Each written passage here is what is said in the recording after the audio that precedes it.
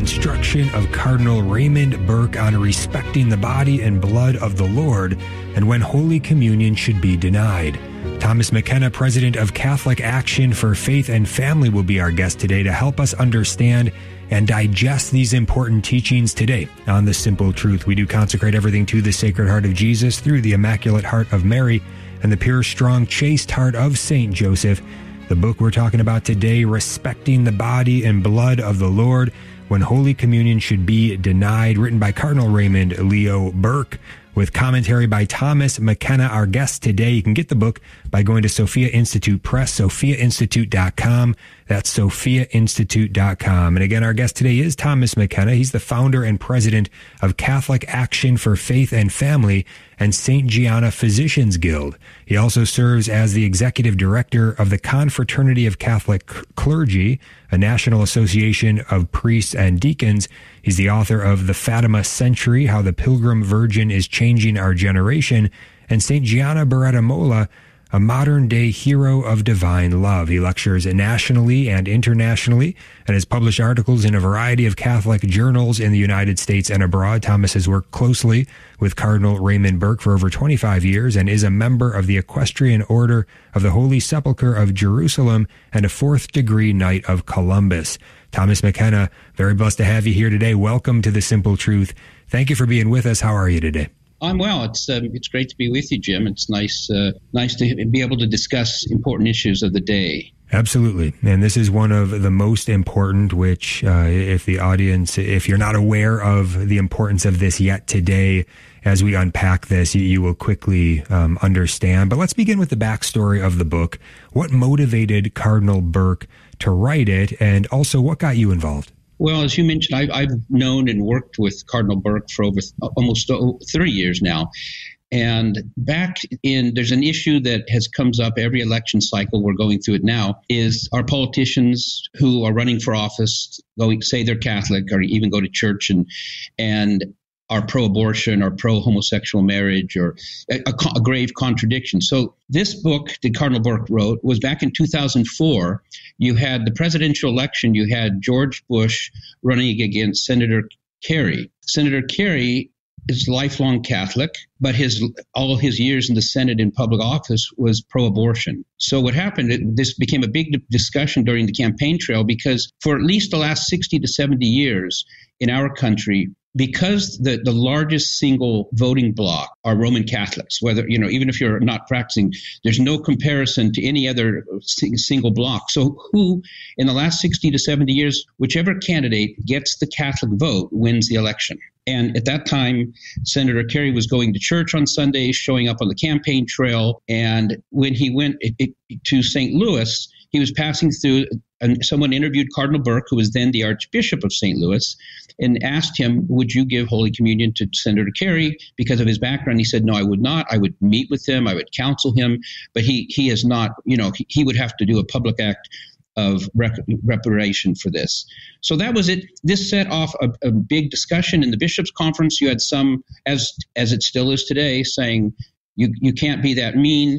Communion is for everyone.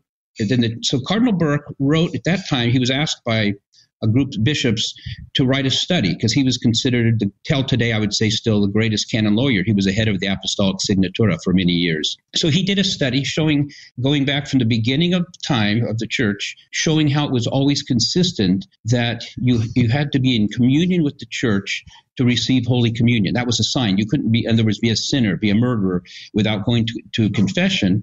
And so he wrote this study, and it was published in the Canon Law Journal at the time. And last year, with the election coming up again and Joe Biden going to be running again, I asked Cardinal Burke who would publish it. So my organization, Catholic Action, published the book, a short version, not the Sophia, but the actual study, and we mailed it to every bishop, priest, and deacon in the United States with about 45,000 copies, with a letter not telling them to deny communion, not saying you can't do that, but we sent it to them saying there's a misunderstanding about this and we're offering this to you. So that's kind of the background, that this issue is not going to go away. And the version you're talking about, the book by Sophia Press, this was a version, the same study, but then I did a commentary about it for the layperson, because it's not just for politicians. This issue is all of us need to be worthy. And that's the book that we're discussing today. Yeah, absolutely. Thomas McKenna is with us. The book is entitled Respecting the Body and Blood of the Lord When Holy Communion Should Be Denied by Cardinal Burke. And the commentary that you have written in here is very helpful. And the writing by Cardinal Burke is really just extraordinary. This is so important. And what he writes here at the end of the introduction, just saying that it seems best to study the history of the legislation articulated in Canon 915. That seems pretty wise. Let's see, what is the perennial teaching? What has been the continual teaching of the church on this? We go all the way back to the sacred scriptures and hear from St. Paul in 1 Corinthians chapter 11, verses 27 through 29. And you start there and it just keeps going. I mean, there are so many documents that you go through, various moments in church history, where this comes up and this all culminates in Canon 915, which again, I think there's a lot of folks in our audience that are tracking with us that know what all of these things are.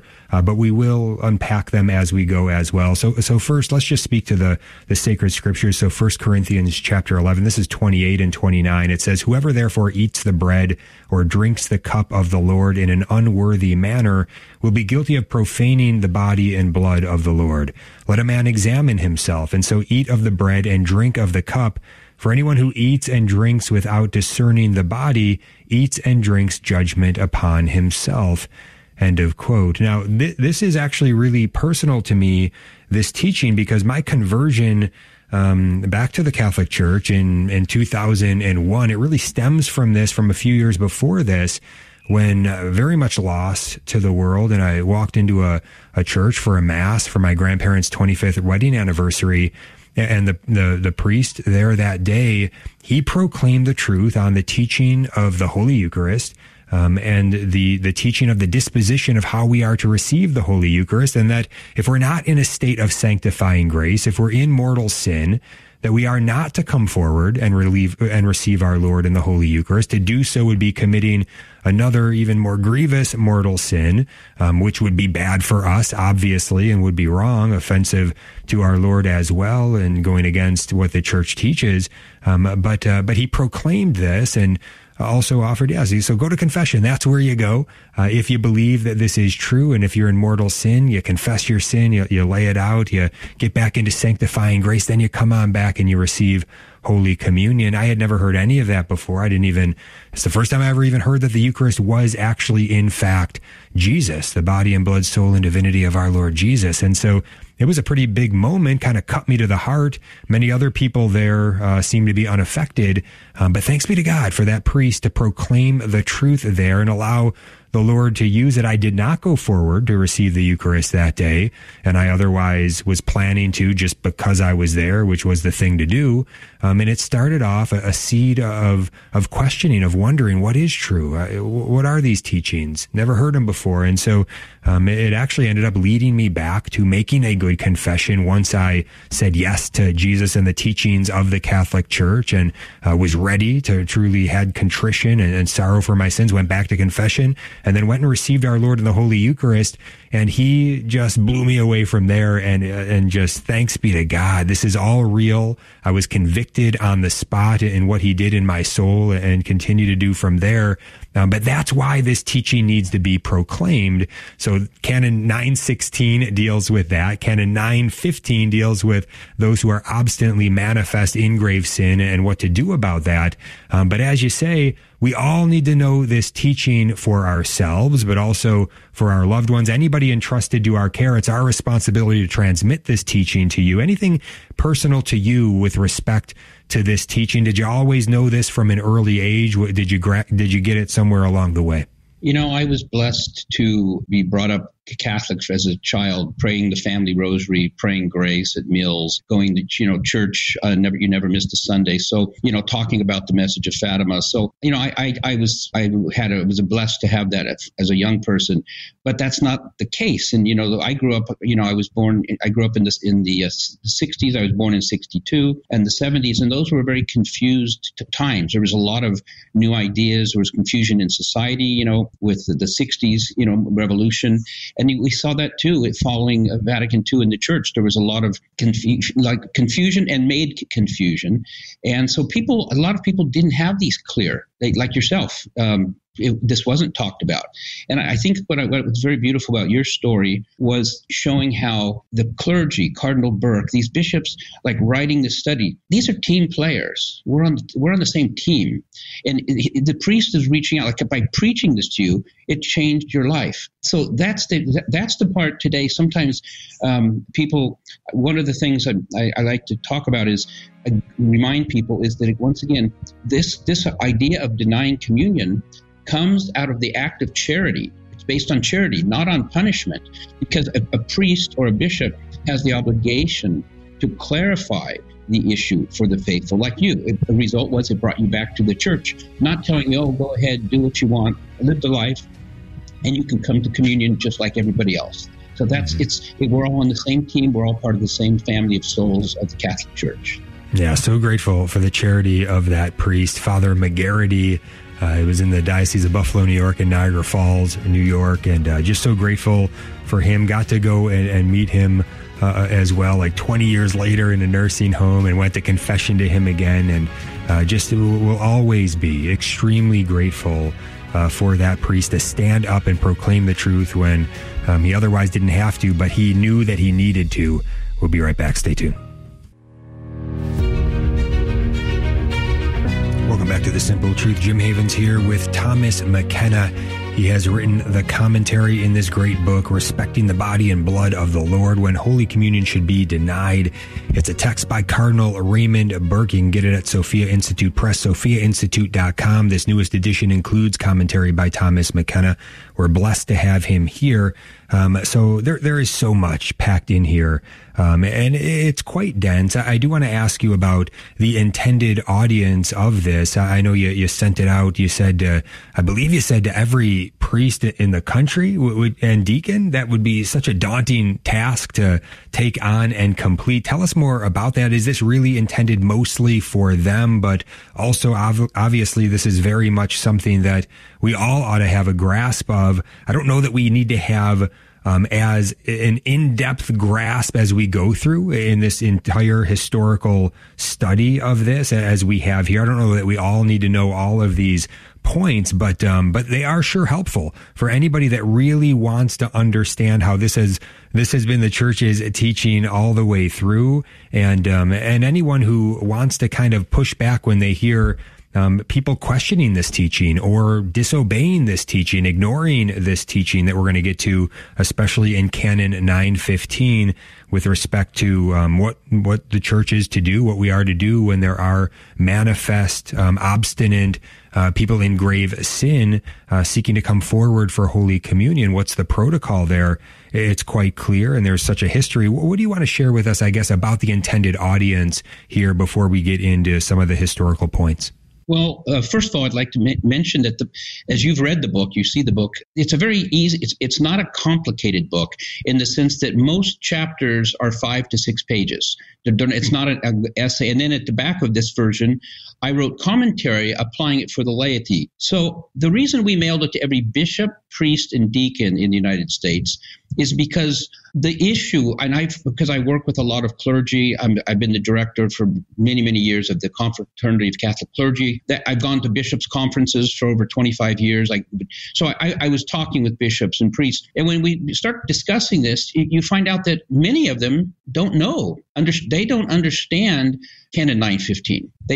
There's some people say, oh, you're weaponizing it. Others say, no, you should enforce it. But when you start going through it, they really don't understand it. And if you don't have a good, clear understanding of it, how can you transmit that to your faithful? And that was really why Cardinal Burke wrote this originally. And I would say he wrote it probably more intended for clergy, because the discussion, there was debates in our bishops' conferences here in the United States over this issue. Some bishops saying you should deny communion, and others saying you never should deny communion. It's interesting that Cardinal Ratzinger at the time, he was he was the head of the Congregation for the Doctrine of the Faith. He wrote a letter to the bishops' conference here supporting this side, saying you have to be pastoral and kind. But yes, this is correct. So that's why last year when the election was coming up again, I said, well, here we're going to have, the current president running for office once again. Now he stepped down, but last fall, that was everyone understood he as the president would be running. And his administration is the most pro-abortion in the history of our country, I would say. And I thought, this is it's grave scandal. That's the other aspect of Canon 915.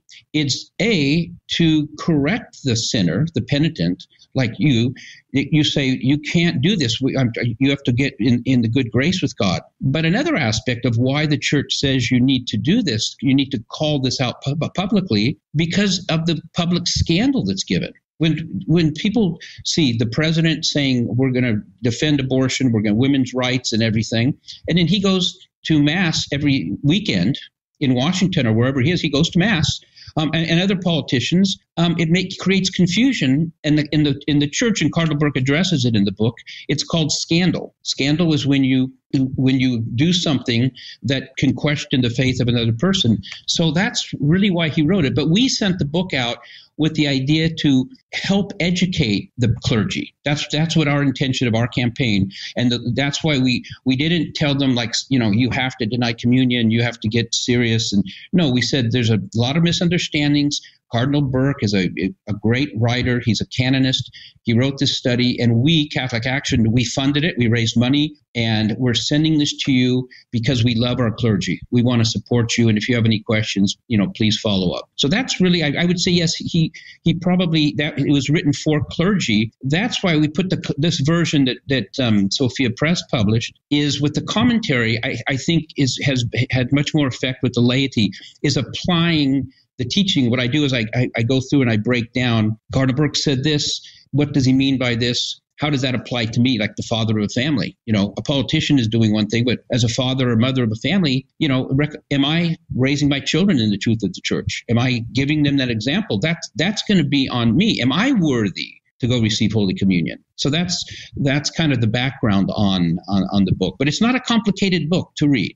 Yeah, no, I think that you did a fantastic job in the commentary. That the takeaways that you give, the points to ponder, all very helpful things to kind of highlight and underline the key highlights in the chapter, and those are very, very helpful.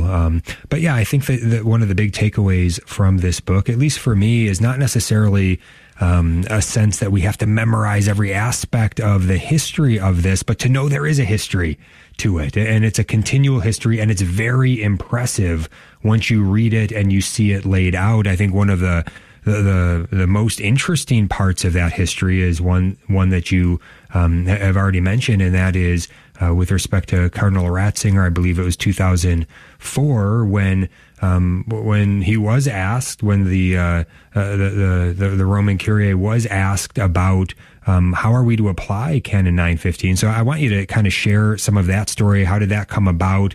And very interesting as you get into the details of that. But first, let's just read the canon so people know precisely what we're talking about. Let's start with Canon 916, which says, a person who is conscious of grave sin is not to celebrate Mass or receive the body of the Lord without previous sacramental confession, unless there is a grave reason and there is no opportunity to confess.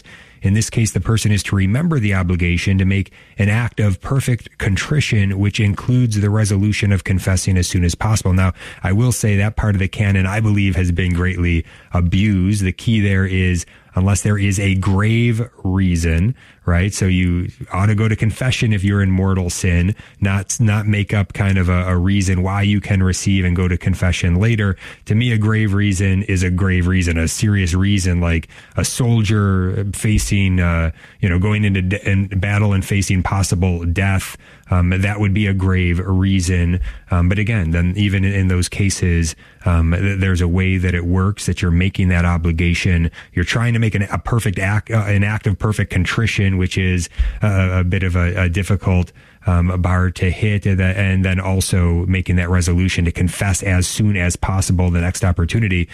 So that all needs to be made clear. But in Canon 915, to me, this is crystal clear just on its face, explicitly what it says. It says those who have been excommunicated or interdicted after the imposition or declared of the penalty, and others obstinately persevering in manifest grave sin, are not to be admitted to Holy Communion. So those who are obstinately persevering in manifest grave sin, manifest meaning public, are not to be admitted to Holy Communion. Obstinately persevering means that somebody's talked to them, the bishop or a priest or somebody has made it clear to them, hey, did you know this was grave sin, grave matter?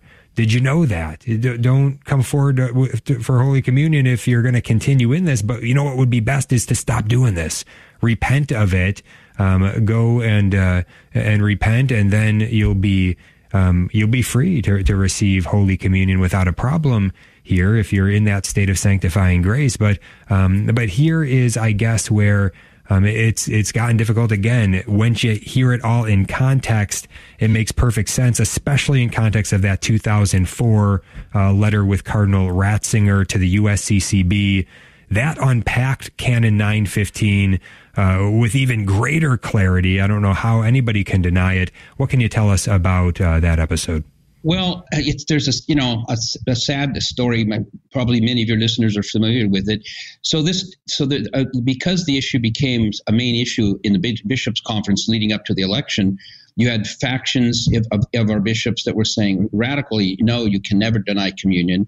You're weaponizing it. And then you had Cardinal Burke and many others saying that's not reasonable.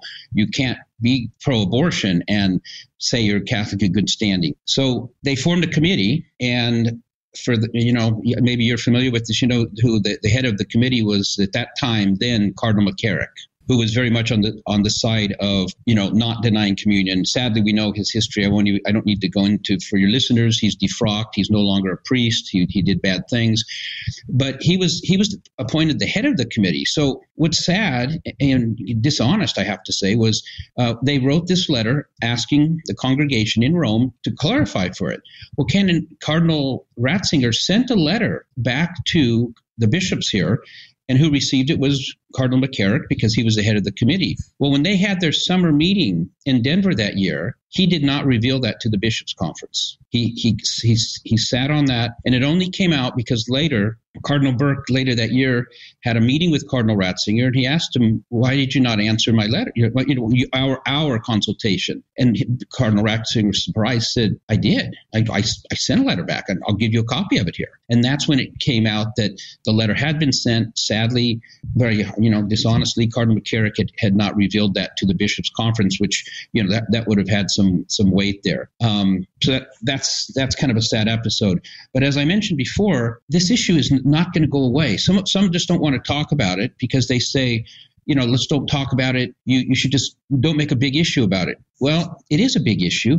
And like a bishop, like one time there was an instance that Cardinal Burke was confronted by a certain prelate and said, "You're just making trouble. You stop this. This is issue. You're just a troublemaker." And Cardinal Burke turned to him very kindly. If you've ever met Cardinal Burke, he's a very soft-spoken man. He's presented as this, ruthless man, but he's very soft-spoken, lovely. His response was, "When I die and go before God, you nor any of the other bishops of this conference are going to be there to judge me. It's going to be God. So I am going to do what I feel I need to do for a clean conscience." And that's what I think we have to see is honesty. He's doing this in charity. And again, it's not a Cardinal Burke issue. Because he was outspoken on it, some have tried to make like that's his issue. Like that's a Cardinal Burke. Whose side are you on? Cardinal Burke is not on anyone's side. That book, when you read it, it's clearing the issue for people. It's not taking a side. He's not demanding he's never told anyone you have to deny communion. He's just presenting the facts in a very loving and pastoral way. Absolutely. Yeah. And the conclusion, though, is clear for anyone, I think, of common sense and goodwill. I don't think you need a vast intellect to understand this, that what Canon 915 says, it needs to be applied, it needs to be enforced. Quite frankly, it needs to be obeyed. And so I think after reading through this, it'd be hard for me to understand how this, to me, seems like you're informing the bishops and the priests and the deacons, making sure they have well-formed consciences on this. At this point, though, after they've read it, how can they not obey and enforce Canon 915? We'll talk about it when we get back. Stay tuned. Welcome back to The Simple Truth. Jim Havens here with our guest today, Thomas McKenna. He wrote a great new commentary in this new edition published last year on respecting the body and blood of the Lord when Holy Communion should be denied, by Cardinal Raymond Burke. You can get it from Sophia Institute Press, sophiainstitute.com. And that's a great place for many great texts. And this is one of them, Sophia Institute Press, sophiainstitute.com. And again, Thomas McKenna's commentary written into this new edition. And before we continue, did you know that the only Catholic mobile phone company in the U.S. today is iCatholic Mobile? If you have cell phone service, why not switch to iCatholic Mobile? Not only do you get your cell service from a Catholic source you can feel good about, but also iCatholic Mobile gives a portion of every dollar earned to the Station of the Cross Catholic Media Network, which means when you subscribe to iCatholic Mobile, you are helping to fund all the programs on the Station of the Cross, including The Simple Truth. We do greatly appreciate you switching over to iCatholic Mobile. You can join today at iCatholicMobile.com. All right, back to this great book, Respecting the Body and Blood of the Lord, Cardinal Raymond Burke, again, sophiainstitute.com. And I just, again, want to drill down on the great importance here, in my view, what we see on this issue with respect to enforcing or obeying, you can say, Canon 915. To me, it's really the intersection of the two greatest offenses in our time, in terms of what I see as the greatest offense in our church, which is the sacrilege committed, the way that the Holy Eucharist is often treated, and the way people are just receiving our Lord in mortal sin, committing another mortal sin there. Again, these grave offenses, but all the grave offenses concerning our Lord in the Holy Eucharist.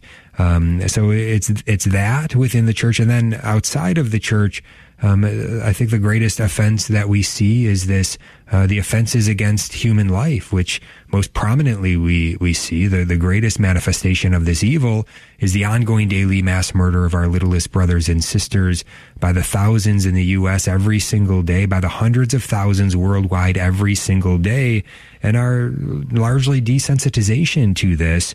This is, it's just beyond what we can imagine in terms of the gravity of this evil, what we're talking about.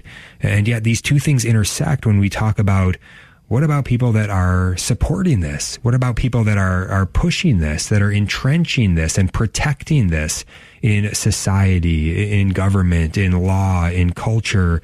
And they're doing it publicly, and they have been warned, and they continue to do it anyway. They've been told the truth. They continue to do it anyway. So these obstinate, the folks that are obstinately, manifestly in grave sin, and then they're going forward to receive the Holy Eucharist.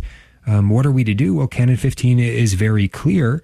And again, what it says very, very clearly there in Canon 915 is that they are not to be admitted to Holy Communion. So 916 is telling them, look, don't come forward if you're in mortal sin, right? But 915 is saying, not only do they not come forward, but those who are administering Holy Communion are not to admit them to Holy Communion, are not to extend Holy Communion to them. So that's what it is. It's very rarely enforced, very rarely obeyed. But Thomas McKenna, you again have sent this writing of Cardinal Burke, which is so charitable, so clear, to every bishop, every priest, every deacon in the United States. What have you seen in terms of the response, especially in this year where all this talk of Eucharistic revival, the Eucharistic Congress, I don't hear a lot of talk about enforcing or obeying Canon 915, though, but maybe you are. What has been the response in your view? Well, this book was mailed in February of 2023, so it's well over a year ago. We initially received, I would say, maybe a couple of hundred responses. We had a reply card. I would say about a third were against this, contesting it, saying this is just making trouble. You shouldn't be doing this.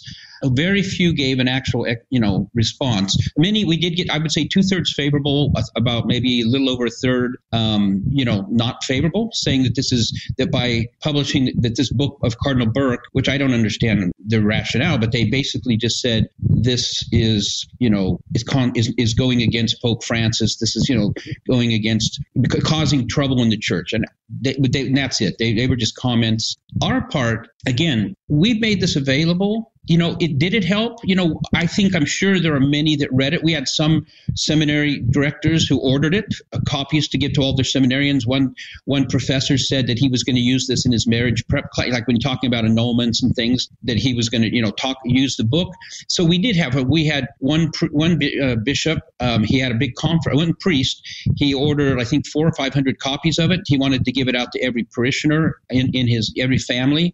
So there were those that were very enthusiastic, and of course there were those who didn't like it. But it goes back to, I think, what one of the things you brought up here is how this is a process. This idea of denying communion isn't that all of a sudden one day a priest appears up on the altar and the pulpit says, if you've done this, and you should not present yourself. This should be an ongoing dialogue, and that would be my question to some of these bishops. I'm not saying you should deny communion. Cardinal Burke is not saying it. But the question is, are you in dialogue? Have you called that parishioner in for me to say, I'd like to talk with you. I'm your pastor. If they don't want to listen, that's on them. But on you, you're responsible. A priest is responsible for the flock in his parish. So we wanted to provide and maybe a better understanding of what an obligation this is. This is not, you can't, so you kind of the idea, well, are you a deny communion side Catholic or are you a not deny communion?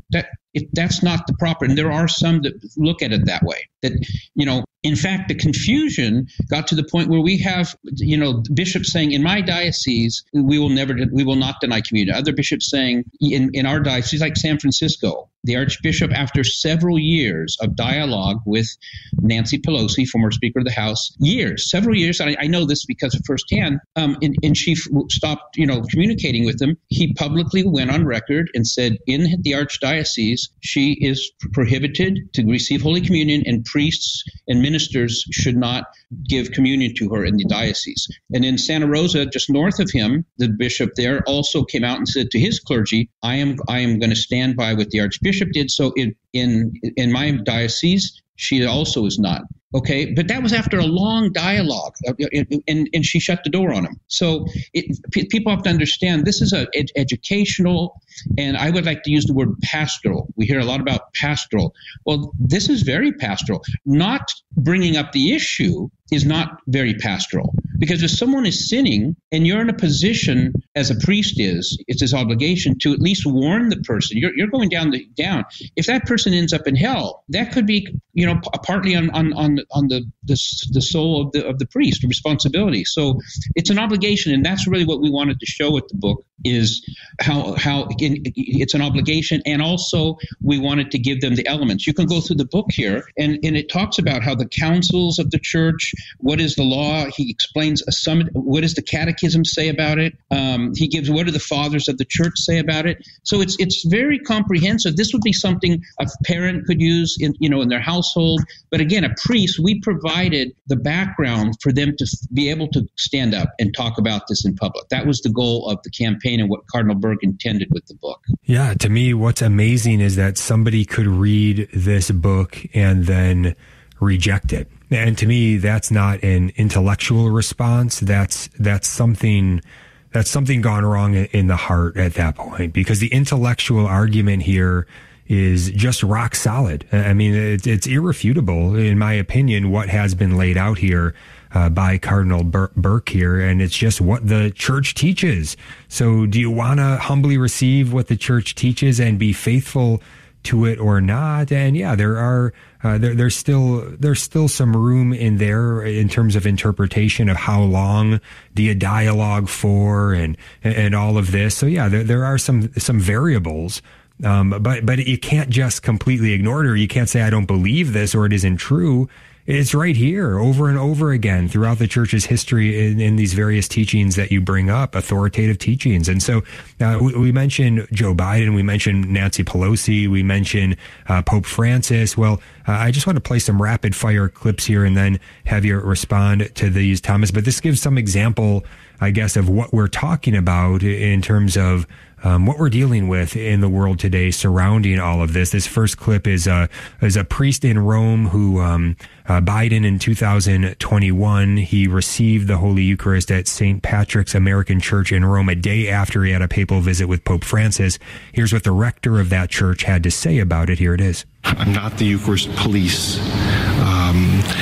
The Eucharist is, as Pope Francis and many popes have said, medicine for those who need it, who is everyone, all of us. So it wasn't difficult. No. And again, I'm following the direction or the great example that Pope Francis has given. But again, my own priestly instruction that the Eucharist is to be shared. All right. So again, trying to frame it like this is, again, penal or a police activity. No, this is out of charity. This is out of love of God and neighbor. That's what this is. And then trying to get Pope Francis on his side in this. That is somewhat unclear, but there are reasons to be concerned. Let's skip the next clip and go to Joe Biden in 2019. What he said in a PBS interview about Pope Francis actually giving him communion. Here it is. And a Catholic priest did not give you communion. He said it was because of your position on abortion. Were you offended by that? That's a private matter. I'm not going to talk about that. But it's the only time it's ever happened, and we didn't talk about it. He went to the press about it. And it's not a position that I've found anywhere else, including from the Holy Father who gives me communion. All right, so that priest was charitable, doing what he was called to do, obeying Canon 915 in South Carolina there. But then he invokes Pope Francis. Now, who knows if that's true, if Pope Francis actually gives him Holy Communion as he says. But doesn't the Vatican at least have a responsibility to respond to that? To my knowledge, they've given no response to this. They ought to deny it if it's not true. And if it is true, then they've got some answering to do. But here's one final clip. Let's sneak it in here. Nancy Pelosi on the Vatican and Holy Communion in 2021. Here it is. The U.S. archbishops and the bishops' conference doesn't want to give any money or doesn't want to allow you to receive communion. Your reaction to that? No, I think I can use my own judgment on that, but I'm pleased with what the Vatican put out on that subject. Did you read that? That'll be up to the individual priests? No, it basically says don't be divisive on the subject. Thank you. All right, so there's Nancy Pelosi making herself the magisterium, the authority on what the church teaches here, sadly. And she, again, a lot of dialogue with Archbishop Cordileone. She's been talked to, and she's obstinately manifest in grave sin. Archbishop Cordileone doing the right thing and enforcing, obeying Canon 915. But do you hear her again? She wants to bring Pope Francis, bring the Vatican in down to this and try to reframe it and say, well, that's being divisive. Thomas, your response? Well, I think one thing I would like to mention is that before he made that final decree, for more than a year before that, he offered and he invited the public to join him every Friday fasting for Nancy Pelosi's conversion. That's a man that loves his flock there. That's not just baloney. I know that he did that. So that's just wrong. They're trying to make confusion. One thing I'll tell you is of when I've had clergy or people say, oh, that's your opinion wrong, I bring up the book, I say, show me Show me in this book that Cardinal Burke wrote, show me something, a point that you disagree with, show me something that's not right about it. And I haven't had that happen yet. So they keep it at just kind of attitudes. Well, you're of that party, I'm of this party. And no, you can't look at it that way. Right. That's actually them being political and making this a political thing. This isn't about that at all. We'll be right back. Stay tuned. Welcome back to The Simple Truth. Jim Havens here with Thomas McKenna. We are talking about respecting the body and blood of the Lord when Holy Communion should be denied. It's a text by Cardinal Raymond Burke. This new edition of the book has commentary by Thomas McKenna in it. Very, very helpful. I greatly encourage you to get this book and to share it. You can go to sophiainstitute.com. That's sophiainstitute.com. One other clip I want to sneak in here is, this is from an interview I actually conducted with Archbishop Naumann, back in January 2019, and asked him about, former Governor, Kathleen Sebelius, and about, what he did there in terms of, enforcing or somewhat enforcing, somewhat obeying Canon 915. And that's why I want to bring it up, because it seemed a bit incomplete in terms of what Archbishop Naumann was saying here. Good in about half of what Canon 915 is saying, but then the other bit about, actually withholding Holy Communion, He wasn't comfortable with that, or he didn't want to do that. He basically just wanted to, I guess, reinforce Canon 916 and make sure that she understood not to present herself, but at the same time, not saying that anybody should actually not administer Holy Communion to her. Here it is. Can you share with us any wisdom that you gained from your experience dealing with Kathleen Sebelius, and where you currently stand on applying Canon 915 of the Catholic Church's Code of Canon Law, which states that those obstinately persevering in manifest grave sin are not to be admitted to Holy Communion? Yeah, well, I think it's part of the bishop's responsibility to have conversations with those in public life about the issues that are not just Catholic issues, but they're human rights issues. And particularly for Catholics serving in public life, I think we have a responsibility to engage in conversations with them. And if we have a Catholic in public office who's acting against these core moral teachings, then I think we have to have a very serious dialogue with them. That's what we did with former Governor Sebelius, and I met with her over many months. I told her at one point, that someday she was going to be before the Lord, and that I hope that she was going to be able to present something better than her record in terms of how she had supported abortion. And I said, but someday I'm going to have to go before the Lord. And if you're there first and say, well, he never told me about this, then I'm in trouble. So I'm not comfortable with that. So I wanted to make sure that she knew. At some point where it seemed like the conversation, we both knew each other's position, there wasn't any movement, my approach was to tell her, Governor, don't present yourself for the Eucharist because it's a scandal. And when she didn't honor that in one particular instance, then I made it public that I had requested that she not do this. To me, I think that's more effective. I don't want to put our priests and our communion ministers in this position where they're having to evaluate, should I give this person communion or not? I think we need to put the burden on them, but I think we have to be clear about that. All right, so there's Archbishop Naumann on this topic. And again, a lot of that is mostly very good.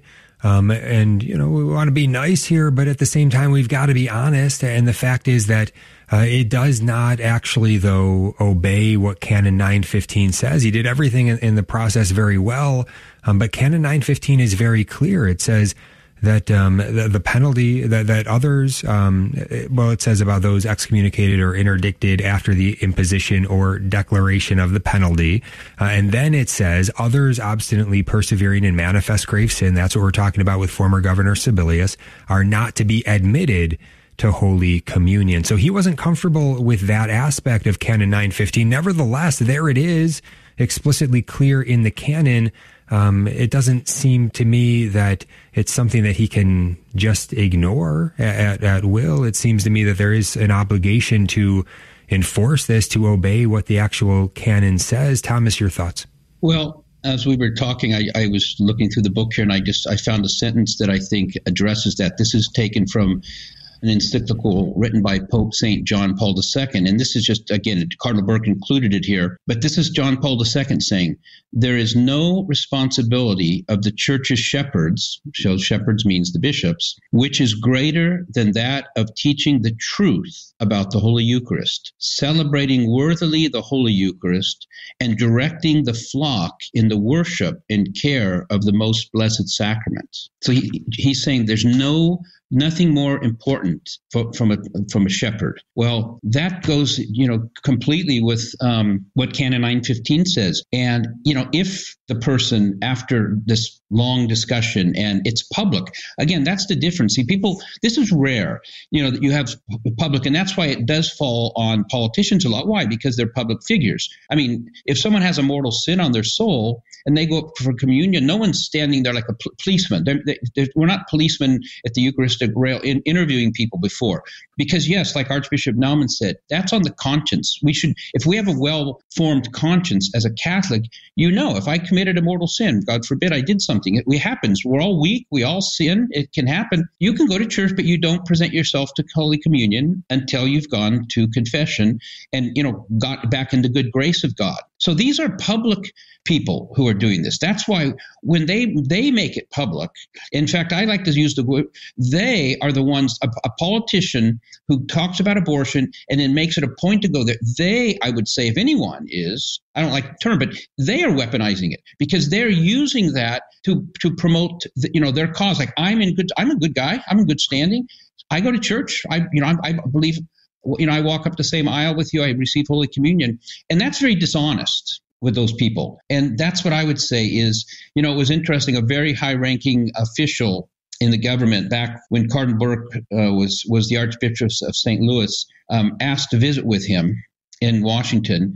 And he asked Cardinal Burke during that election issue, he said, John Paul II's getting old and fragile now. And I know he's been very outspoken on pro-life, but when he dies, can a future pope change the church's position on abortion? And Cardinal Burke said, no, of course, no, that's an issue of doctrine. Why would you ask? Because the person was a Protestant. And this person said, well, because I see other politicians here that I know, and the records are pro-abortion and, other things.